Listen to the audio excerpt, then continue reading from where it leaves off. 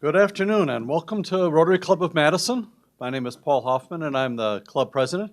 It's so great to see the room full today. I appreciate everyone coming out. And today's meeting is sponsored by Carla Thinnis and Drew Niederkorn from Porchlight. And we want to say thanks to their support for today's luncheon. Thank you.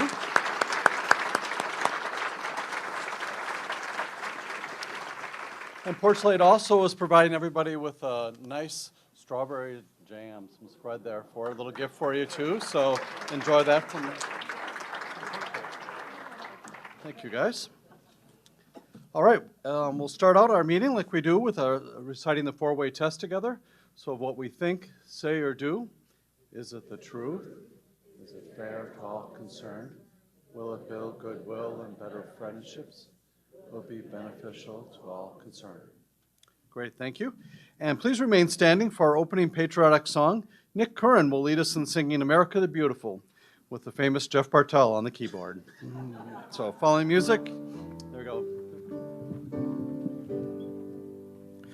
Oh, beautiful for spacious skies, for amber waves of grain, for purple mountains' majesties above the fruited plain.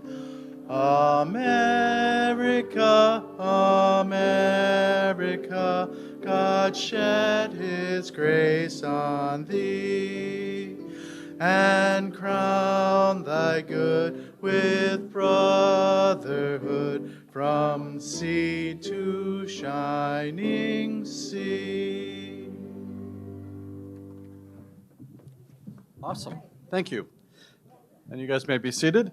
Thank you, Jeff. Thank you, Nick. And then our guests will be introduced by Rhonda Adams. Rhonda?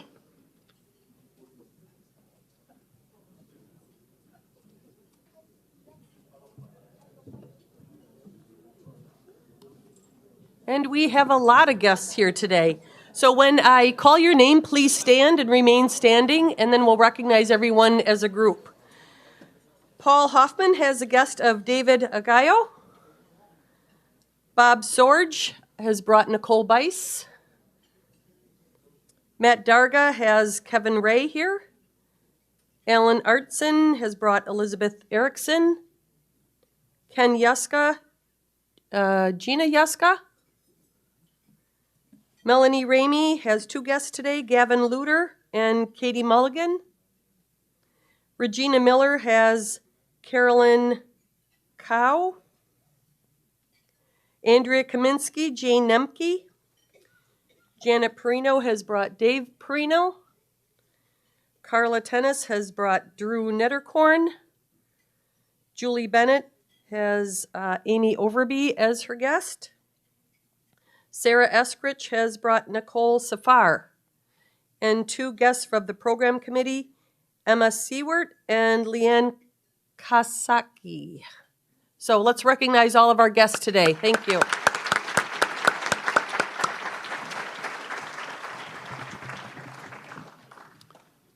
Awesome, and welcome everybody. Thank you, Rhonda. All right, putting on my banker hat for a moment, I chose today's number to be 35. And that represents the total years that Rotary's been working to eradicate polio from the world.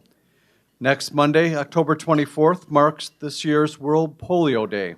This day provides an opportunity to highlight global efforts towards a polio-free world and honors the tireless contributions of those on the front lines in the fight to eradicate polio from every corner of the globe.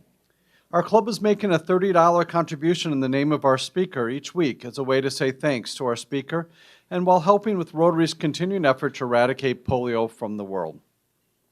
Rotary International President Jennifer Jones created a video about this year's World Polio Day, and I encourage you to visit Rotary International's website to watch her message. There's a reason why I don't introduce the guests, right? All right. And so this is the time of year when our club holds its annual election for new directors to our club. And we have 12 members who serve 2-year staggered terms on our club board of directors, with 6 members elected annually. And our immediate past president, who also serves as a 1-year term. Our current board members are Brian Baskin, Herman Bauman, Mary Donahue, Anthony Gray, Mark Green, Tressa Holmes, Jason Ilstrup, Charles McClymans, Casey Olkers, Valerie Rank, Jen Savino, Scott Strong, and Rob Vandenberg. Let's give them a round of applause, if we would.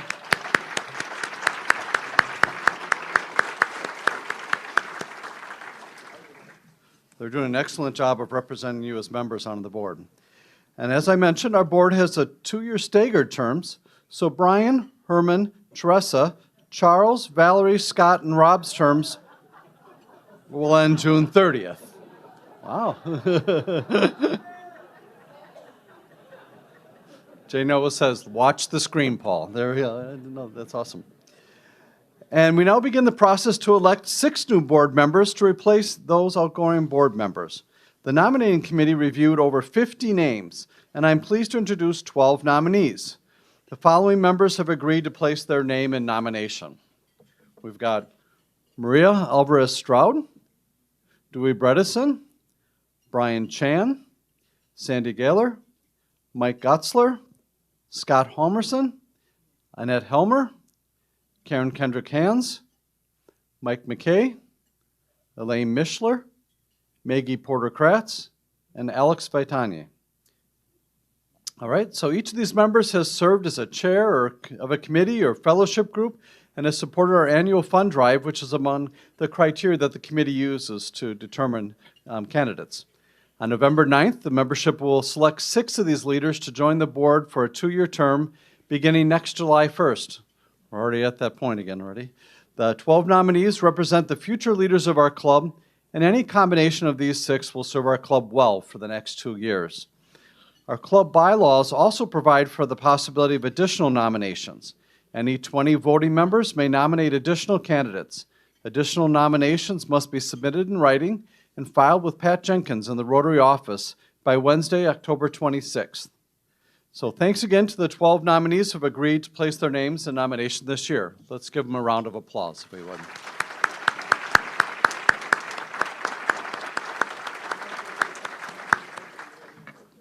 All right, thank you.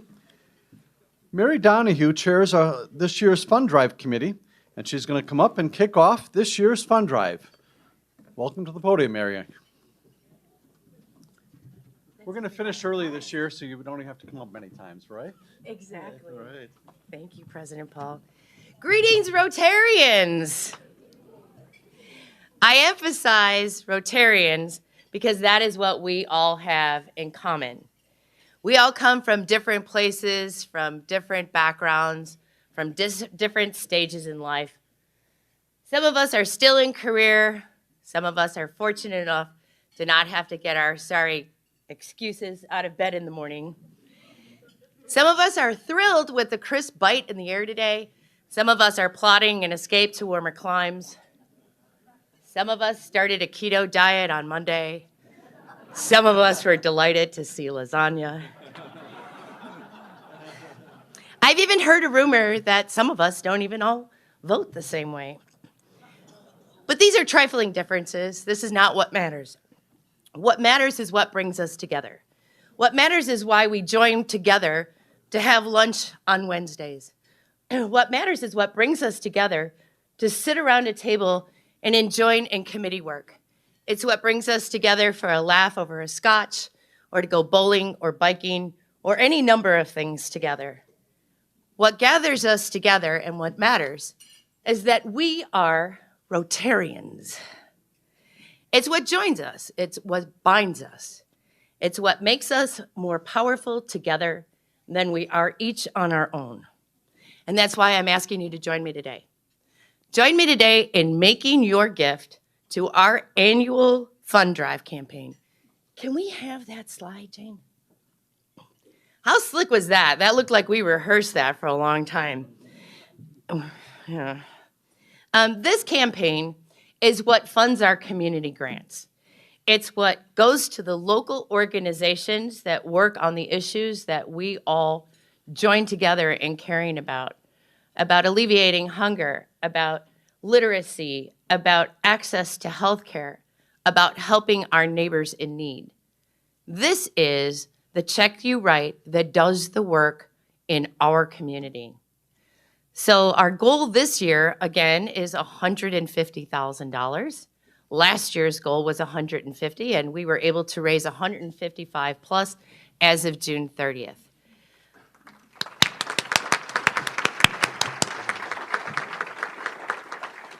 If I were better prepared, I would have broken down what that gift per person is, but you know what? You figure it out and add another zero. It'll be fine. This campaign is what brings us together, what we share in common. They're a vital part of our community. This campaign is one of the things that unites us as Rotarians and Madisonians, and we're literally just damn fine human beings. And boy, you're all good looking too. Whether you make your gift by check or by credit card, online or in person, those differences are not what matters. Please make your gift. Please make it now. Please do it before this isn't fun anymore.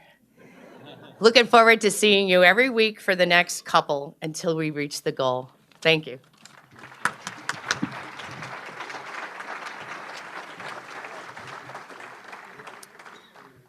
And Mary, thank you for agreeing to chair this year's fund drive. It's really an important part of our club and our tradition, so thank you for doing that. And let's hope we don't have to have her come up here over and over again. Everybody give early, give often. That would be great. Well, awesome. And then Doug Detman is the president of our Madison Rotary Foundation, and Doug's got a report for us today. Doug?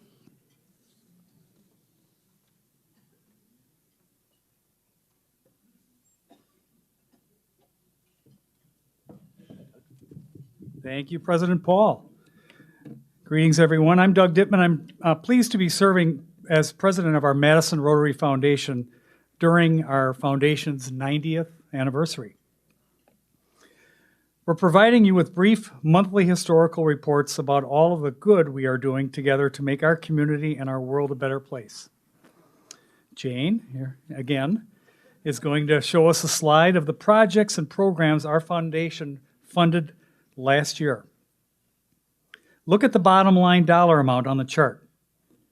$755,253. This is what we were able to provide in grants and program funding in our 2021-2022 fiscal year. Mary Donahue just kicked off our annual fund drive, and the dollars raised benefit the projects and programs listed above the black solid line in the chart you see on the screen. Just look at all of the projects and programs we support with the money raised during our annual fund drive. Pretty impressive. One of those line items that I want to highlight today is the Opportunity Fund that is highlighted on the chart. For most of its 90 years, our foundation designated 100% of its funds available every year. Yet each year, we would receive at least one request that fell outside of our regular funding cycle. So in 2019, then club president Jason Barron, brought a suggestion to the foundation trustees to create what's called an Opportunity Fund, a small fund that could be used for projects or that had a more urgent need that fell outside of our regular funding cycle. That proposal was approved, and it has been a small but very important funding opportunity ever since. In the first year of funding in 2020, we were able to provide the $4,000 grant to local food pantries at the beginning of COVID, when food pantries were stretched well beyond their normal capacity. In 2021, the $4,500 available provided a grant to plant trees at local schools, with our club providing volunteers as well as other COVID-related grants. And just this past March, we provided a $5,000 grant to help with relief efforts for Ukraine refugees, which was another urgent and very important need that came up outside of our regular funding cycle. Our foundation relies on your generous contributions that help us provide these opportunity grants, as well as to provide much needed support to so many local nonprofits who are providing necessary and essential support to children and families in need in our community. We've been working together through our Madison Rotary Foundation for the past 90 years to make our community and our world a better place. We should all be incredibly proud to be a member of this Rotary Club. Thank you.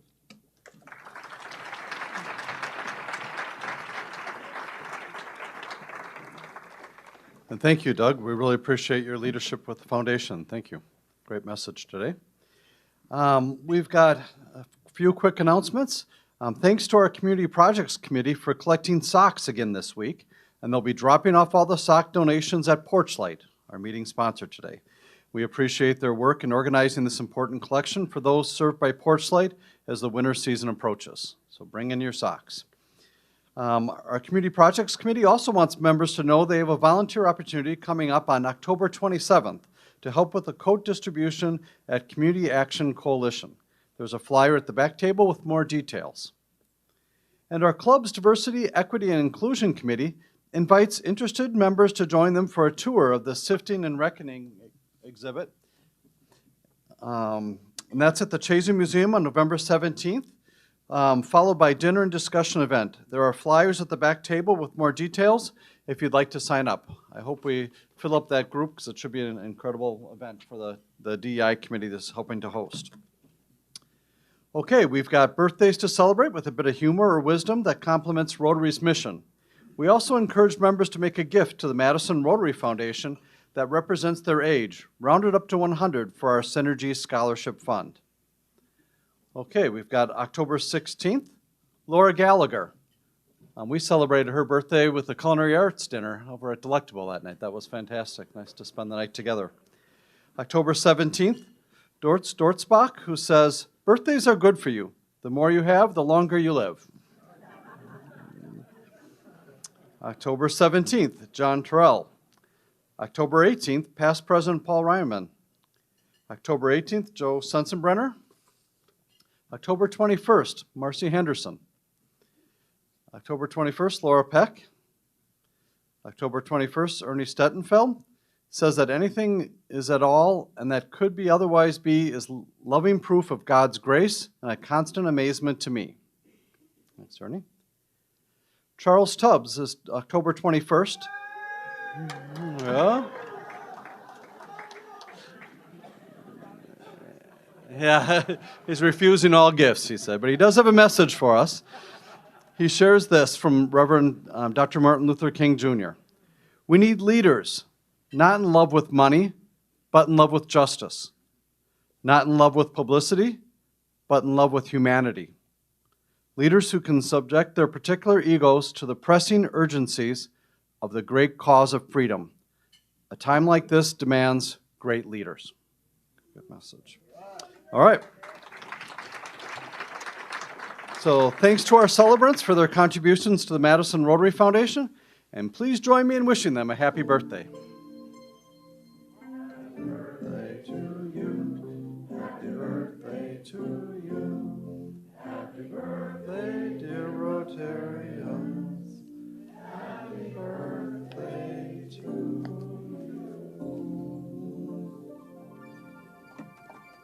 Awesome. Thank you. All right. Before I mention our members and the news items, I want to let members know that Moses Altzek's father, Baruch Altzek, passed away on October 18th. We extend our condolences to Moses and to his family. I also want to let you know that Carl Gulbranson passed away on Monday. He recently had resigned from our club due to health issues and has been a member for 23 years. We extend our condolences to his wife, Mary, and to their family. We have a number of members in the news this week, including Juan Lopez, Wendy Melendez, Oscar Morales, Letitia Nelson, and Tom Walker. Since we're short on time today to mention them individually, I encourage you to read about them in our next Rotary News issue. All right. And we are pleased to have today Professor Charles Franklin speaking to us. He holds a PhD in political science from the University of Michigan and is currently professor of law and public policy at Marquette Law School, where he directs the Marquette Law School poll. From 2002 to 2020, he was a member of the ABC News Election Night Decision Desk, and he co-authored a recent report and journal article on the polling errors in the 2016 presidential election. In 2005, Professor Franklin co-founded Pollster.com, an award-winning website for the analysis of polling data. Today, Professor Franklin is going to take a look at the issues and concerns of the Wisconsin voters ahead of the November elections based on the Marquette Law School polling. We look forward to your presentation, Professor Franklin, and we've made a contribution to the Rotary International Polio Plus Fund as a way to say thanks for speaking with us today.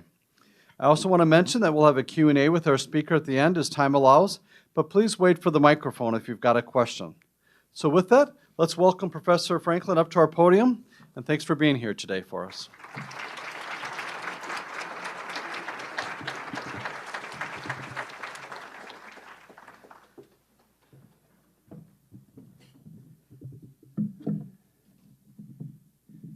Thank you. It's good to be here. For me, it's a cyclical business, so I never see you other than in the fall of an even-numbered year. But it's always fun to be here, and thank you for coming. I'm also going to tell you in advance, unfortunately, I'm booked for something in Milwaukee at 2:30. Do the arithmetic. I will be late for that meeting. But it's an apology in advance. I would love to stand around and chat as long as we possibly could, but today that long as we possibly can is 0 minutes. So when I rush out, understand what it is, and I'll be thinking of you on the drive over to Milwaukee. So with that, I'm going to jump straight in and want to make sure that we get a good 10 minutes at least at the end for Q&A, because those are fun parts. So I'm just going to run down where the elections are here in the state right now. We are going in the field next week with our next and final poll that will be out on November 2nd, the Wednesday before the election. So stay tuned for that one to see if things have changed from where we are now. So let's look at the general election matchups. This is from our poll earlier in the month. Yes, that's all right. Turn your back on me. The slides are what you want to see anyway. So this is our mid-October poll, was released on the 14th. Ron Johnson leading by 6 points, 52 to 46. This is among likely voters, and I'll say more about that in just a second. If you look at the trend since the primary, in August, just really the day after the primary, we went in the field and interviewed for a week. Barnes was ahead by 7 points at that stage.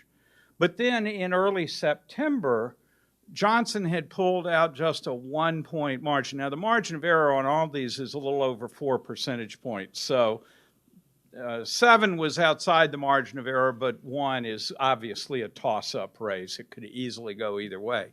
But now in October, we see Johnson continuing to expand that lead a bit to 6. And you can see for yourself what the trend looks like. Maybe this will change. What's going on here, I think, is that Mandela Barnes had a terrific primary season. 3 of his major opponents dropped out. There was hardly a glove laid on him during the summer.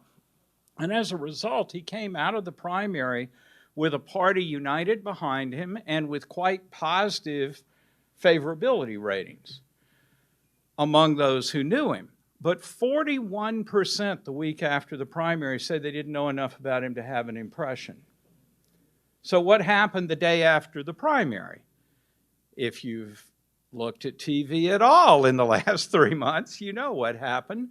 Welcome to the NFL. Here is the bruising attacks and hits that landed on him. Now, of course, all 3 of the other candidates have seen their fair share of incoming negative advertising as well.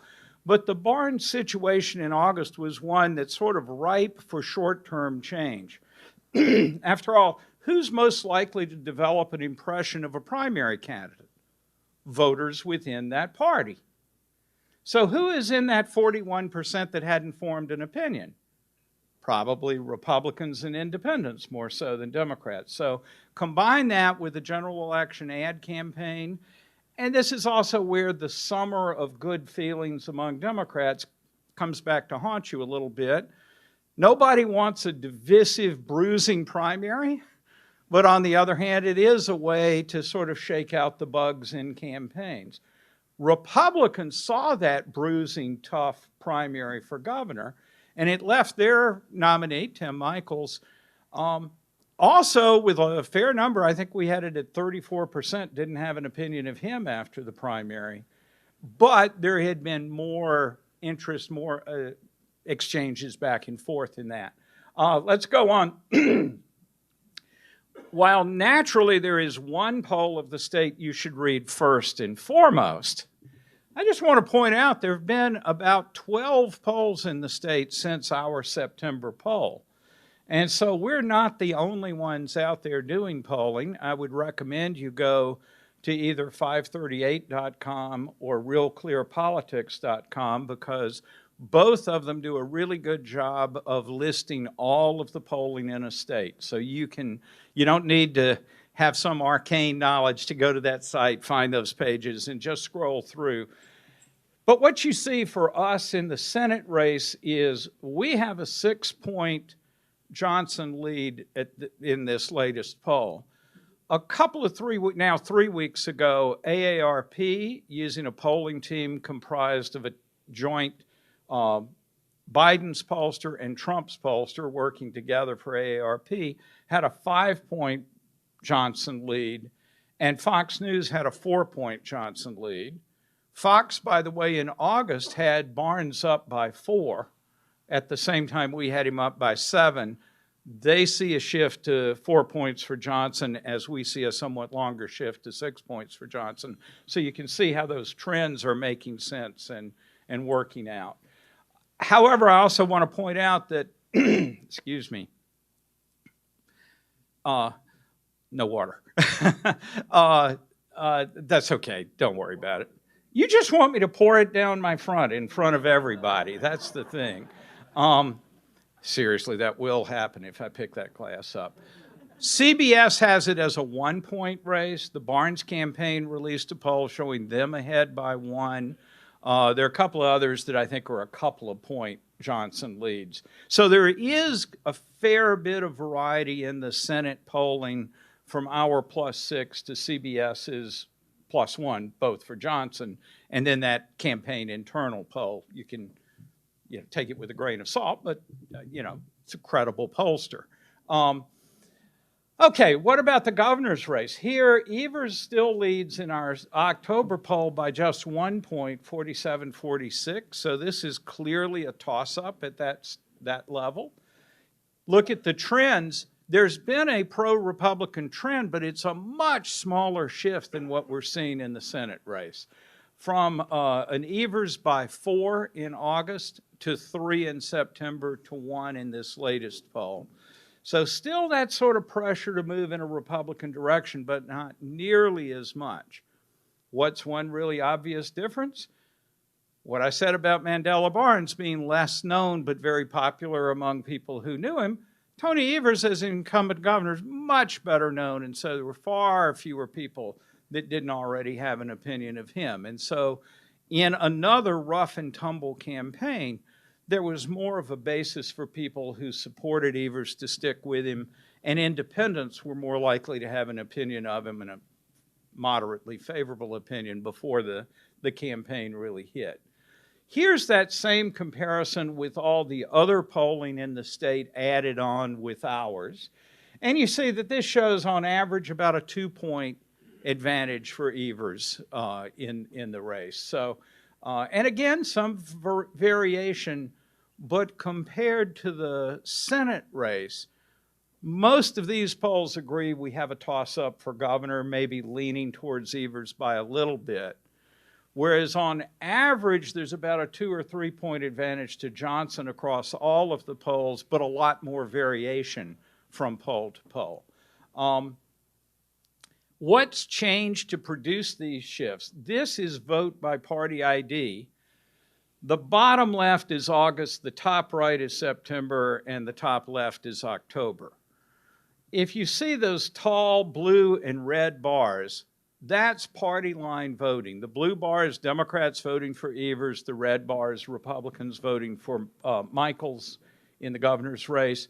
Both of those are over 90%, close to 94 or 5%, though in the latest poll, Michaels dropped down to 88. I wouldn't make much of that at this point. I think it's because people who aren't Republican but lean Republican, put it differently. Republicans who were not fully engaged in the race are now certain they're going to vote as they come into the electorate. It dilutes the strength of the Republican vote just a little bit. Alternatively, it could just be sampling error. There's not much difference really between September and October. The bottom line, though, is that both parties are incredibly strongly aligned behind their nominees. The crossover vote, you can barely see it, are those little tiny red and blue bars down almost on the floor of all the charts. There's not much crossover, and it's not terribly asymmetric. So whatever crossover there is kind of comes close to canceling each other out. So that brings us to the purple bars.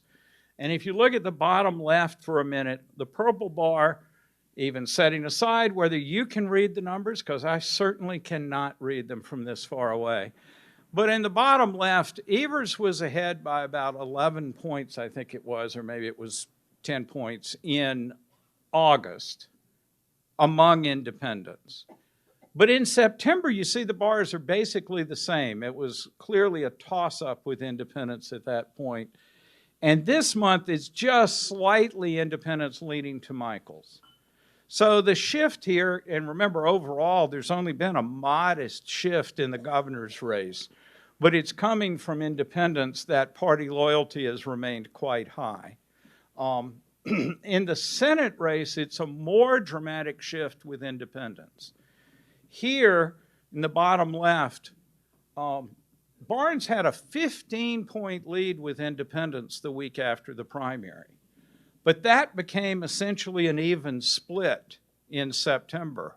And now it's Johnson leading by 6 with independents. So again, you see where the shift is taking place with this group of voters who are less partisan, were less attuned to the primaries, and are being moved more by the current campaign. Both, it's easy to emphasize the advertising, and goodness, that's a huge part of it, but there are other things going on as well. The debates, the speaking engagements, the things the campaigns say. Oh, not to mention those little pesky things called issues that have arisen in the campaign. Turnout, turnout, turnout, you may have heard, is the key to elections, and that's very much the case here.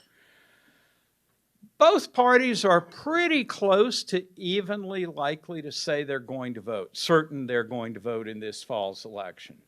Saying you're certain to vote is by far the best predictor of whether you actually vote on election day. Now, of course, a few people that are certain today will drop out by election day. A few people who say they're less than certain to vote will get inspired and go to the polls.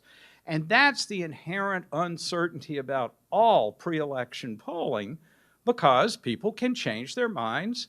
I once got in line at a polling place at 7:58 p.m.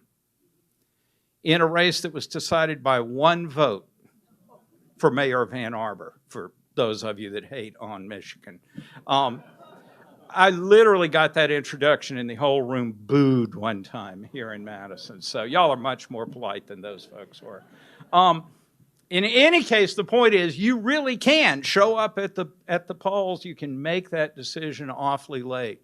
Pre-election polling helps us understand what's going on with that, which groups look more likely and less likely, how they've changed from previous elections. But there is no methodology in the world that can tell us prior to Election Day who's really going to turn out to vote. We can get our best estimates, and that's what I'm showing you. Early in the year, it had looked like Republicans had an enthusiasm advantage going into the election. And that was actually fairly high here in June. But in August, our next poll, we saw that had essentially been erased. You can see in the bottom left that the two parties were equally certain to turn out in August. In September, Republican enthusiasm dropped off just a little bit while Democrats stayed pretty high. But in October, Republicans came back up, and now again, we're within 1 point of each other in certainty to turn out by party. So that enthusiasm gap, and yes, a good bit of that had to do with the Dobbs decision overturning Roe versus Wade, but there were other things like legislation that got passed over the summer, Biden's job approval turning back up at least, falling gas prices, a lower inflation rate in July at least. So it's not only Dobbs, but certainly that's a big part of the Democratic boost. Here is a chart that we do every time to show what the vote would look like under 3 different scenarios. The green bar on the left is if every registered voter in the state voted. Now, that, of course, will never happen, but that's the maximal turnout example. And in that scenario, Tony Evers leads by about 5 points instead of by just 1 point. The purple bar is an intermediate level of turnout that would be high turnout, though not universal. That's everybody who says they're absolutely certain to vote, plus everybody that says they're likely to vote, but none of the people who say the odds are only 50-50 or I probably wouldn't vote. So this is still probably overestimating turnout, but Wisconsin has been increasing its turnout in every midterm since the 90s. It's really quite striking. Still, midterm turnout is well below presidential turnout, and certain groups drop out more in the midterms than in the presidential, young people being a good example of that. But I think we will see a higher than average turnout election. On the other hand, that should be reflected in a higher percentage of people saying they're certain to vote this time. So people's answers to this question reflects their engagement, and that's how we kind of try to keep up with it. In any case, if you look at the purple bar with this high but not maximal turnout, Evers has about a 3-point lead. And then if you look at the, whatever color that is, mustard-colored bar, it's the 1 point that I opened with, likely voters. So turnout would matter in this race. Here's what's going on, though, and it's a peculiar thing. It's not that Democrats are that much less likely to vote. It's on the left, you see those likely voters again with the 1 point margin. But on the right, you see it for the people who are less than certain they're going to vote. The Democratic vote is almost identical, but the Republican vote drops substantially with that group. And that's the reason we're seeing such a difference. If you bring those less likely voters in, their Democratic margin of choice is much higher than it is among the likeliest voters. Hang on, I'm going to show you the same thing on the Senate, and then I'll come back to that in a second. On the Senate side, with that extremely high turnout of all registered voters, it's a tie, 47-47. If you go to the medium turnout, it's about a 2 or 3 point Johnson lead. And finally, if you go to the mustard bar, it's that 6 points that we've seen before. So as turnout goes up, we get a much more competitive Senate race. We see Evers open up a little daylight in his race, but it's, as I said a minute ago, hard to know who will really turn out. In the Senate race, you see the same phenomena we saw for the governor's race. With the less likely voters, Barnes's vote actually goes up a little bit, but just like with Michael's, Johnson's vote falls off dramatically. I think a lot of that is people who are less likely to vote being less engaged in the election, and that's playing a role here. But I also want to warn you that this might not be true in 2 weeks when we have the next poll, because while I suspect everybody in here can spontaneously name the 4 major candidates for governor and Senate, that actually is a hard task for non-trivial share of the electorate. A lot of folks don't eat and breathe politics. And for them, this last 3 weeks of the campaign may well be the only 3 weeks of the campaign they pay any attention to. So I'm saying this less likely to vote group on the right that's affecting the margin quite a bit could form new opinions between now and Election Day, because being less likely to vote, they're exactly the people that pay less attention to politics. So we'll see. This is why the last weeks of an election are not just the coda to an election. For a lot of people, they're still the overture. Okay? All right. I got a couple more minutes, so I just want to touch on a couple of things. Candidate images, unlike what I thought in early September, have not crashed and burned. All 4 candidates are close to being equal in favorable and unfavorable opinions. I thought in September, with the deluge of negative ads and the shifts we saw from August to September, that we were headed to an election where all 4 candidates were going to be seen a lot more negatively than positively. That could still happen in this last 4 weeks. But it hasn't quite happened yet. Oh, I forgot these slides. Real quick.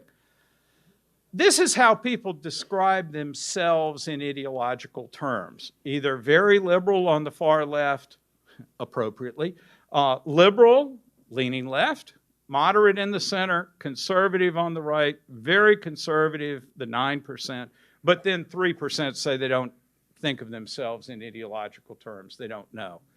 You see a centrist electorate that leans a little bit to the right, something we've seen for the 10 years that we've been doing the Marquette poll. Here's how they see the gubernatorial candidates. So the perception of Evers is that he leans considerably to the left, though not completely so. The very liberal bar is lower than the liberal bar. And there's about 23% that say they see him as a moderate. Whereas with Michaels, he leans considerably to the right, though again, a few more conservative than very conservative. But really a third as many see Michaels as a moderate as see Evers as a moderate. That could be an advantage if you're appealing to conservative voters. It could be a disadvantage if you're appealing to the center of the electorate in some way. On the Senate side, it's a similar kind of picture. An even split with Barnes as very liberal or liberal, but still 17 as moderate. But notice on the right, 13% that say they don't have an opinion of where he stands. They don't know where he is on ideology. And for Johnson on the right, as with Michaels, big numbers saying he's conservative or very conservative, a smaller number that see him as moderate. And 11% even for Senator Johnson that don't know how to place him ideologically, which again, in this room, you might find surprising that people would be puzzled about a question like that for a senator who's been in office for 12 years, you know. In any case, that's common. Here's what I wanted to say about favorability. Evers is just a shade underwater, a little bit more. Higher purple bar is unfavorable, green bar is favorable. Michaels is dead even split, but also notice 27% that didn't have an opinion of him in this poll, so there's still room for people to form opinions. Beglinger, the independent candidate who's still on the ballot, they can't remove her even though she's terminated her campaign. Almost nobody has an opinion of her. For the Senate race, Barnes is pretty even, 39-40, and Johnson is 41-45, 4 points net negative. But that's up from about 8 or 9 points net negative earlier in the year and during 2021. So what we've seen with Johnson, we also saw in 2016 that he entered the election year net negative, but in 16 moved into a more positive territory by the summer. This year, he hasn't moved into positive territory even now, but poll after poll since February has shown his net favorables move up by a point or two in each successive poll. So as of this poll, down to only 4 points net negative, that's an improvement of where he was, but he's still underwater. The conclusion here, and then we'll do Q&A, is that as of this poll, none of these had crashed and burned. None of them had developed a public image that was so overwhelmingly negative that you could say they can't recover from this.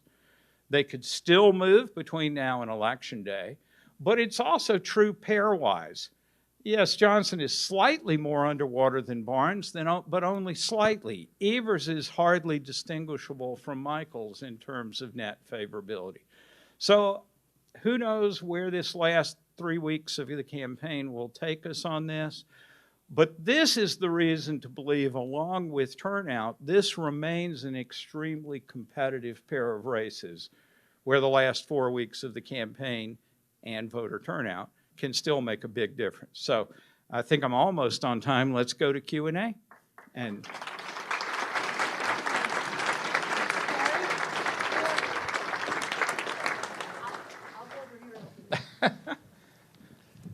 Right. I should know that. I want to ask about poll accuracy, which I'm sure is one of your favorite topics. absolutely. I have this. I got to go. Did I mention I have to be in Milwaukee?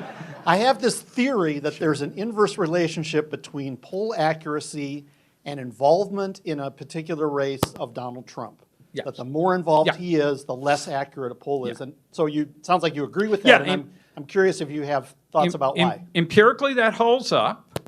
Our worst poll ever was the 2016 presidential when we were off by over 6 percentage points. Almost all of that was underestimating Trump's vote. We were very close on Clinton's vote. So sure looks like Donald Trump. In 2020, we were off by 3 points. Much better from my point of view. The average error in the state of all the polls done here was an 8-point error. So speaking up for myself, I didn't do badly. But still 3 points off. And again, most of that margin was with Trump's vote being understated, while Biden's vote we were, again, quite close to.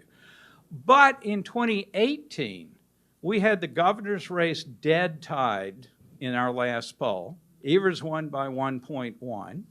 And we had the Senate race at 11 points for Baldwin, and she won by 10.8. So if you just look at that, you'd say, what's the difference? Trump on the ballot, Trump not on the ballot.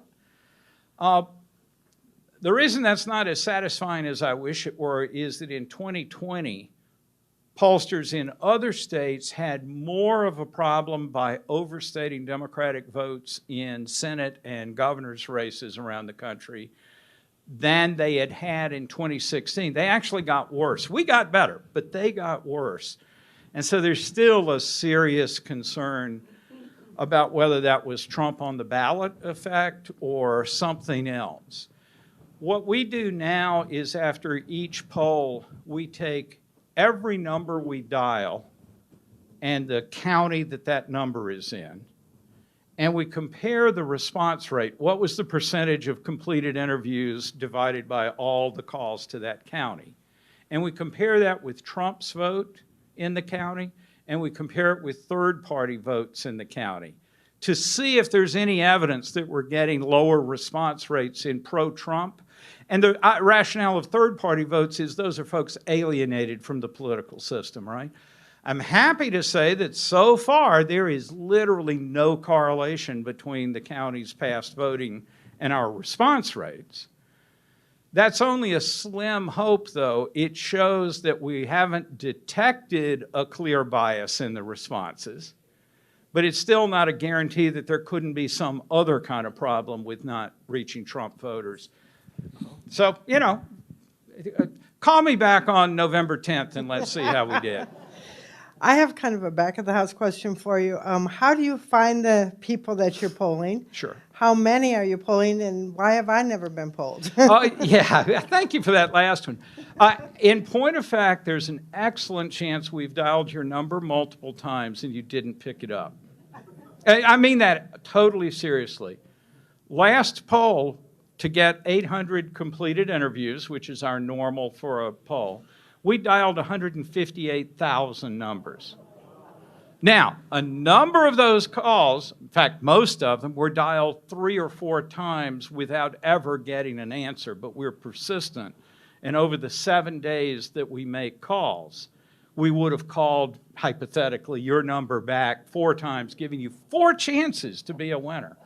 And What would be the caller ID on yeah, my phone? it would if you called just me? be a number that you wouldn't recognize. Ah. It doesn't identify who the caller is, and the counterintuitive thing is, I don't want somebody to know it's the Marquette poll calling, because they might have either bias. They might more want to answer, or they might not want to answer. Now, if you pick up, the first words the interviewer says is, I'm calling on behalf of Marquette University. We're conducting a survey of public opinion. That's full disclosure. That's informing human subjects that we're calling and all of that stuff, which a political poll can't do because they don't want you to know who they're polling for. So we disclose that, but only after you've picked up. So there's still room for a bias at that stage, but at least we got you on the phone. And at that point, about 35% agree to do the interview, which, you know, I wish it were 85%, but it's still pretty respectable. The huge problem is the foot in the door, getting someone to pick up in the first place. Whoever has the mic has the control. Yeah, I was wondering, do you correct for people who lie to Yeah. polls? It seems like Yeah. it's a sport now to Yeah. not be honest with pollers. Right. Here's the thing. There may be some of that. I don't deny that some people do. I think an awful lot of people tell their buddies at the bar that they lie to pollsters, and they almost never actually, like you, complete an interview because they're not aware they're calling. But here's the real thing. We will ask you in the course of an interview 40 substantive questions plus a dozen or more demographic questions. Let me tell you, it's really hard to lie consistently across all 40 of those questions. So if you're ever tempted to lie to a pollster, realize that your life will be a lot easier if you just tell the truth instead of trying to string 40 questions worth of lies together. I also want to say one thing. When you listen to an interview, there are some angry people that we talk to, but we want angry people's opinions just as much as we want happy and content people's. And so our interviewers do a phenomenal job of putting up with truly some horrible abuse. No, I'm serious. This is bad. One of those things covers this. You know, but it's the world we live in, right? But those people do stay on the phone and give us their complete interview. And so we are grateful to have those folks, even if I wish they'd care a little bit more about other human beings. The vast majority of people, though, are relatively engaged in the conversation, want to tell us what they think about politics and public affairs.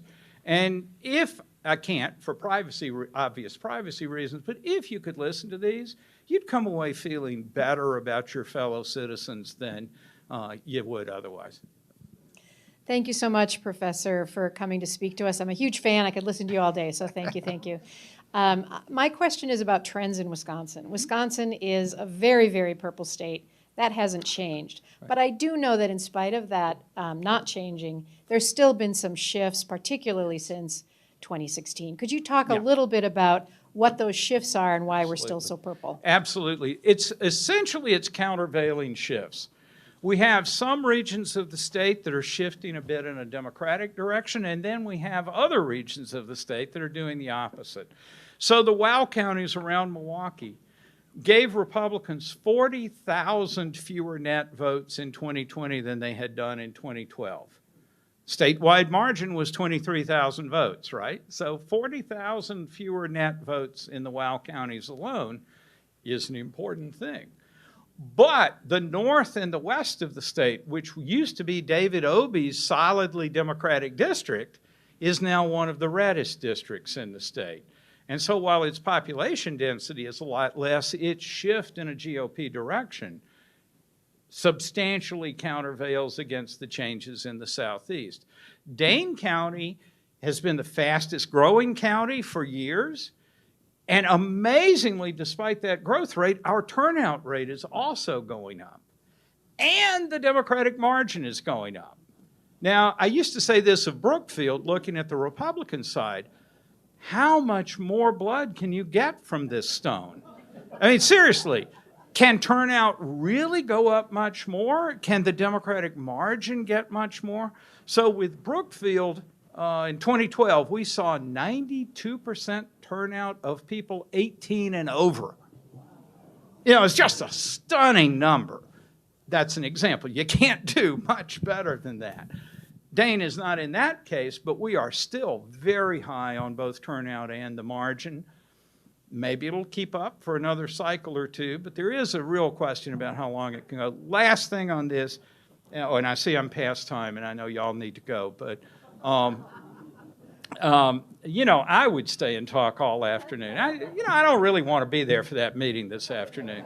But I do want to say this. If you look of all the demographic groups, in the one group that has changed so phenomenally is white men without a college degree who were 4 points more Republican than Democratic in 2012 and are now 25 points more Republican than Democratic. No other racial, education, gender group has shifted remotely at that level. And as a result, in 2012, when we started the Marquette poll, we had a state that was 31% or 32% Democratic and about 27% Republican. It's now 30% Republican, 29% Democratic. And so we're still extraordinarily purple, but there has been this shift, and it's been a shift among that demographic group more than anything else. Okay, thank you.